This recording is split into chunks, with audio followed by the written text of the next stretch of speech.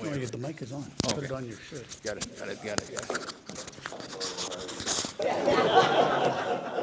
John, you're the one that said, Ray, can you get up and do a little talk? We haven't heard you for a while, and I've been gone. I was actually out of commission for like about a year and a bit with a health issue, and I won't get into all that, but thank God I got over it. And for those of you who don't know me, I've had a long journey. I was born in Aruba. When I was about 2 years old, my parents moved back to the mainland of South America. I grew up in a country called Guyana. When I was about just before my 12th birthday, my mom said, Ray, you're not going to make it speaking the way you speak. You need to speak proper English. So she packed me up and took me to England before my 12th birthday. I had my 12th birthday in London, and I got enrolled in an English grammar school. Anybody here from England? Oh, wow. Because when there's English people around, I reach in and I pull up the English accent, see, so I still have it when I need to use it. So I was there for a couple of years, and when I came back, then my parents brought me home because they were actually moving to the States, but I didn't know that. You know, you don't tell this to kids, right? But then something got kind of screwy with the immigration people, and make a long story short, we ended up coming to Canada, and I've been here ever since, and lived in Montreal for 6 years. That's where we landed. Finished high school, went to college, met my wife. My wife is French speaking, that's her first language. And we got married, and then we decided to move out west. We moved to Fort St. John, and I was in Fort St. John until I came here one day. So Don Gertz's dad, you guys missed not knowing him if you didn't know Don Sr. He was quite the guy. He phones me in the fall of 1999. I'd known him for several years already, but he phones me up, and I'm in Fort St. John. He says, Ray, what are you doing? And I said, well, selling real estate. He says, Ray, you're going to keep on getting what you're getting if you keep on doing what you're doing. So I said, what are you trying to tell me? He says, I want you to come talk to me. And so that was in October of 1999. I came and saw him in December. We had coffee, and I shook his hand, and we did the deal. He owned Little Oak Realty. So Little Oak Realty was a company that Don, and he had a partner, a gentleman by the name of Dirk Clausen, right? Dirk and Don started the company, Dirk joined him, but the company started in 1977. And they changed to a franchise company that we used to be associated with, Remax, in the 90s. And we changed from Remax to Royal LePage in 2023. We like it better. So, you ready for some? Ooh. Oh, well. Thomas, I thought we had this thing working. Oh, there we go. Maybe I didn't have it turned on. There you go. There you go. There you go. I flashed by the previous slide, which was, we have 5 locations. We're all over the Fraser Valley.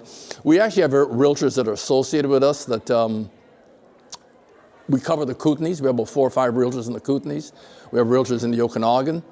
And we have realtors all across the Lower Mainland. And the only place we don't really sell real estate is on the island yet and in northern BC.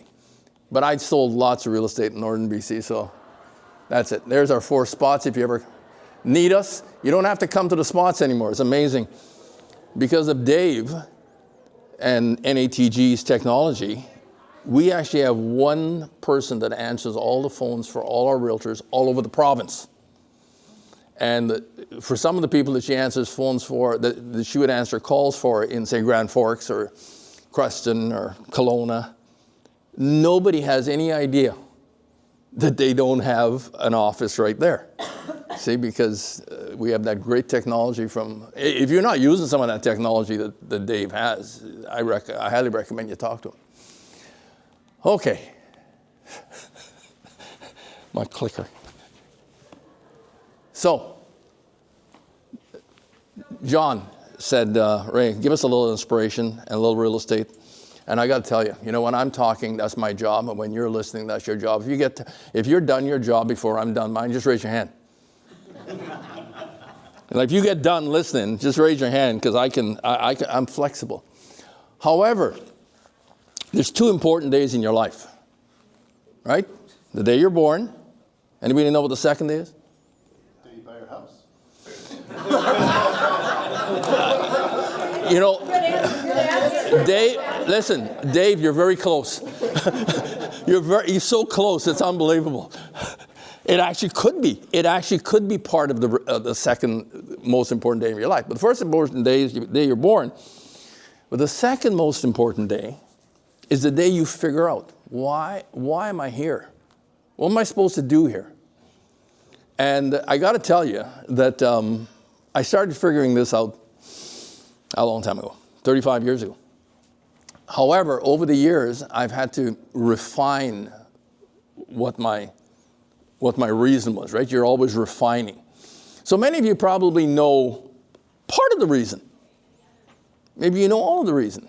But I doubt very much that you have it all flushed out for your whole purpose here while you're here.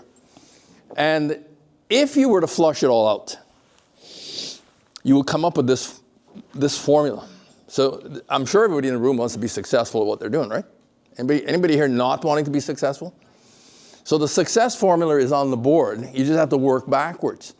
So if you work backwards to DMP, if you could figure out what your definite major purpose was, why am I here?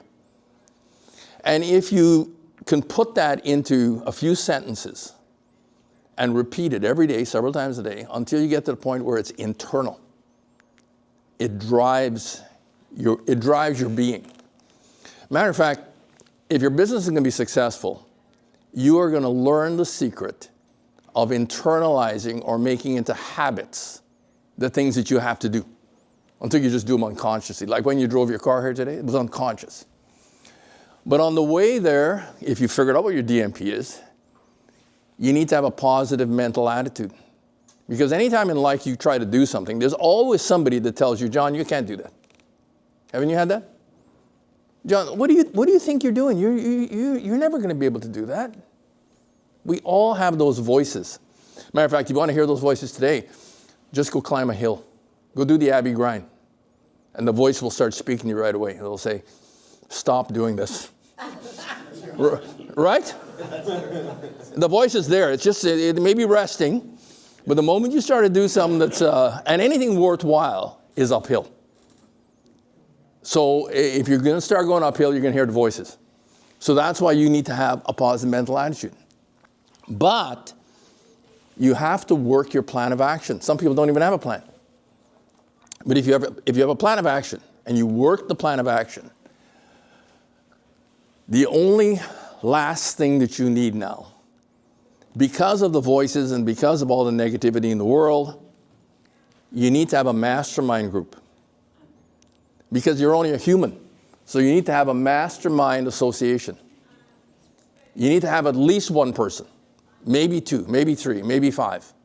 I've had mastermind groups for 40 some years. I've always got at least one, sometimes two, sometimes three. And you just get together with the people who are like-minded, traveling a similar road, right? This is what we do here. If it's one of the things this is one of my mastermind groups, because I come here, people say, Ray, why do you go to AE? It's a big mastermind group because in a general sense, we're all heading in a certain direction and we encourage each other, right? And we support each other. So that's where you turn to success. Now, I'm going to go through this really fast. This is actually what I'm about to show you. It's kind of like, if I were to say, does anybody have goals for the year? You probably all have some goals. Anybody written their goals down? Yeah, several people written their goals down. I can tell you what your goals are. I don't even have to say, I can tell you what they are. Some people have financial goals. Am I right? Right? Some people have relationship goals. Some people. Some people. And some people have health goals. Kevin, you had some health goals. That's why you're seeing, you see everybody's got, those three categories will cover all the goals. What I'm about to show you is 7 things. We're going to just show it to you because you're not going to grasp it all, but it's just the least you should know.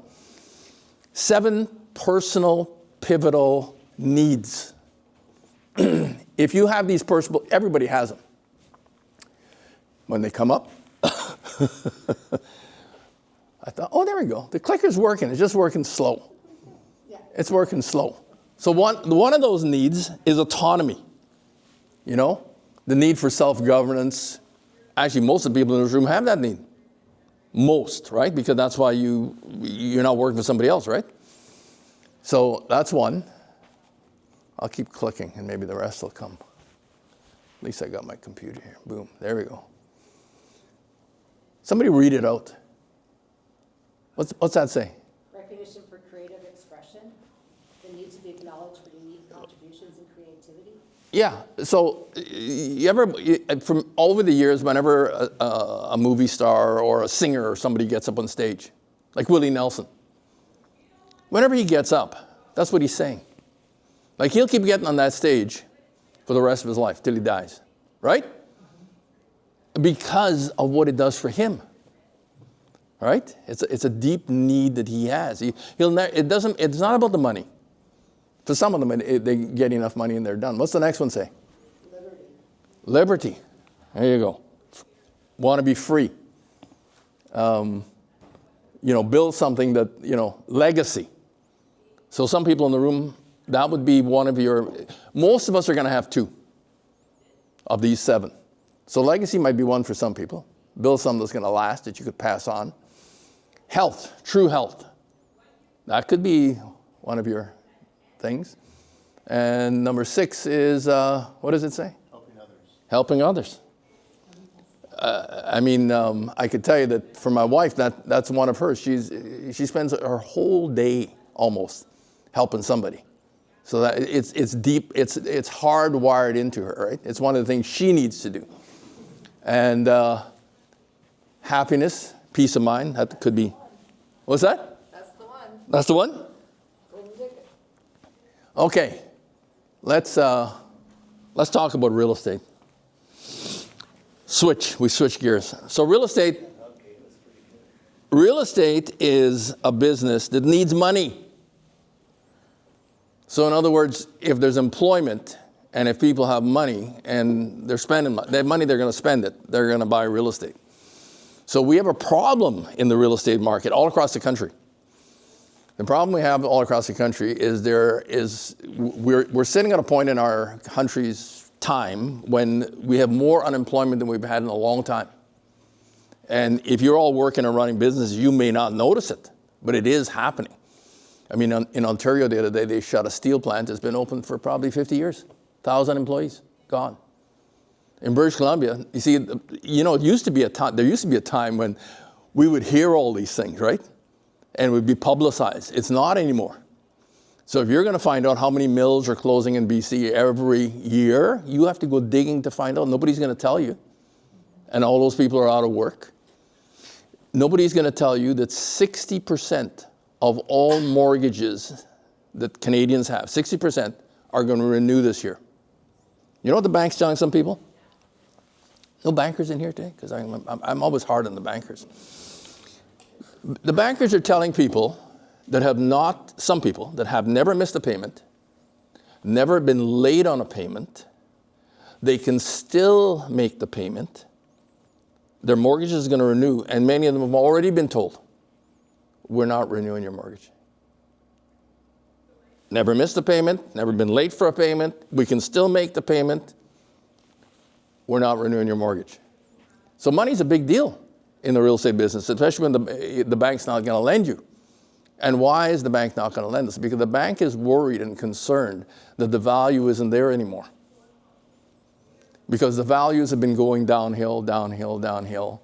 And so when they lent the money to the homeowners, the value is higher. Value is lower. They can still make the payment, but the banks are worried. Banks do not want to repo properties. They don't want to hold on. They don't want to. It's another problem they have, right? So getting qualified, like any bankers in the room or mortgage brokers in the room, they're usually here, but they're not here today. But anyway, to get qualified now for a mortgage, it's way harder than it used to be 10 years ago. Matter of fact, you have to qualify at a qualification that you don't actually have to be at. It has to be a higher qualification to protect the bank. So if money is scarce, which it is, it slows the real estate market, which makes prices go down. And so, by the way, somebody was talking about Ray's always saying it's a good time to buy. This year will be a great time to buy real estate. Okay, let me tell you why. The reason why is whoever your agent is, if it's not one of ours. If it's one of ours, you don't have to worry about this. But if it's not one of ours and you're dealing with an agent, you might have to help them. Whatever they're asking for their property, they're not going to get it. If you look at any listing in the market today, they're not going to get that price. Right, Matt? Right, Matt? Yes, sir. Matt and I just did a deal. And I said to the other agent, I said, so you have other offers? No. Have you had other offers? Should I just tell my guy we'll go find something else? Or do you want to start looking at this offer seriously and make it work? Didn't we beat him up all the way down? If you have an agent and you're buying a piece of real estate, that agent better be prepared to beat them with a stick. They're not getting that price.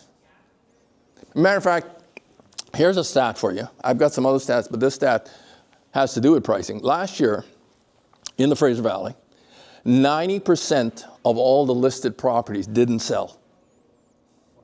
Didn't sell. We sold about 10% of what was listed. And the reason the 90% didn't sell, they weren't bad properties. There wasn't something wrong with them, other than the fact that the sellers and the realtors who were involved had the wrong price. And the price they had was usually about 10% above market. And whatever the market is today, it's not going to be that in a week. So you can't go using the last sale to determine your price, because the price is down now this week. It'll be down next week. I don't know if you can see this thing or not. I just threw it in there because it's not Canadian, but the Canadian version of this is very similar. So all this is a great graph, and if anybody wants to take it and study it, I'll get it to you. But what it does is it shows you all the spikes, the ups and downs in the market, the general economy. This is in the States, but it affects us as well. And we are in a downward trend, having been up once. But whenever we're up and down, what brings us out of down is usually a lot of borrowing by the government. And so those green spikes is the debt that the countries keep accruing. This is America. Canada is the same. France is the same. Germany, they're all the same. They're just different numbers. And so what happens now, we're at a point now where the debt in our country is to the point where it's really hard to service the debt. It'll be harder next year.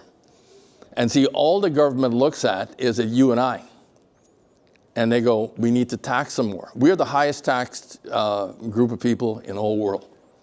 Nobody pays more tax than Canadians. And of course, does that mean that we're not going to pay any more? No, they're going to want us to pay more. They're going to want to find all kinds of reasons why we should give them what we have, because they've mismanaged what they've been doing. So I just want to make you aware of that. Now, just the actual numbers in the real estate board, just so you know what happened. We had 12,224 sales last year. We had about 5,200 agents. So that means that on average, 2.3 sales per person. But let me help you with something. Half the agents, half of the 5,200 sold nothing. Nothing. Okay? So that really messes that. Everybody would have been happy if they got 2.3 sales, except for the guys that did 10, 20, 30, 40 sales. So the guys that did 10% of all those sales, the guys and gals that did the top 10% of all those sales, the bottom person in that group would have done 9 transactions. The top person in the group would have done, 80, 90 transactions. So everything between 0, the next biggest group in that is the people who sold one home. So the people who sold one home is probably almost 20% of that 5,200.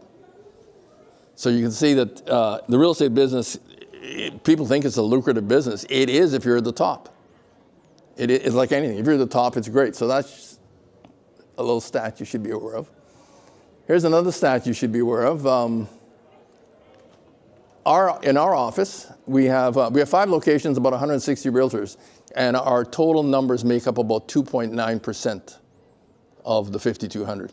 So we have less than 3% of the realtors, but we sold almost 10% of the inventory. So that's why we're still in business. There's all kinds of companies. Actually, we had a company last year that joined us. They brought all their agents on board. We had the year before another company joined us. We're in the verge of talking to several companies to join us because we already have the infrastructure, and they're losing money every year. They can't make it. You can't in the real estate business. You can't make it if you're not selling. So that's just a heads up on what's going on in the market. So across all properties, the price is down. Anybody read that? I think it says there's a percentage there that is down from. 0.7%. Yeah, it's down. The overall price of real estate is down a little bit in 2025. When I do this next year, what's going to happen between 25 and 26 is going to be bigger. It'll be down more. But that's the average price across all properties. And if you were to break it out to attached, detached, townhomes, apartments, that's what the price is now. And if you look at the fine print, it'll show you what it's down. They're all down from what it was a year ago. And when I pull up the slide for 2026, it'll all be down. So, they're a good year to buy? If you're thinking about buying, it's a good year to buy. Just talk about buying and selling. Personally, in the last 3 years, I sold 4 residential properties that I had that, we used for rentals and stuff. Because I realized 3 years ago that I better do this because I could take the money and put it into something else that's going to grow. Because the market's not going to grow like this anymore. Not in residential properties. In commercial and industrial properties are slightly different, but they're still downward. Still downward because the market is lacking money. Okay, switch gears because we got to, I don't want to see any hands before when you're done listening.